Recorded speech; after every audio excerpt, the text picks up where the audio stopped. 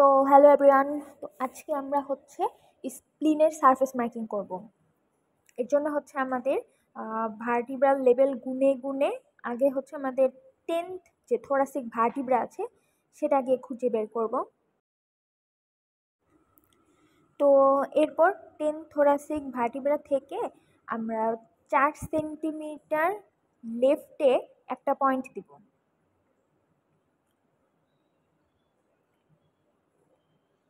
এরপর 10th rib বরাবর mid axillary লাইনে একটা পয়েন্ট দিব।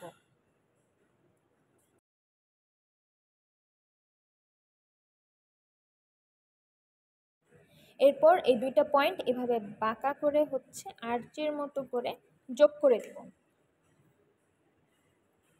এখন এটার যে আপার যে বর্ডার সেটা হচ্ছে আমাদের 9th রিব বরাবর থাকবে, আর এটার যে লোয়ার বর্ডার সেটা 11 নম্বর রিব বরাবর থাকবে, আর ইন্টারমিডিয়েট বর্ডার 10th রিব বরাবর থাকবে।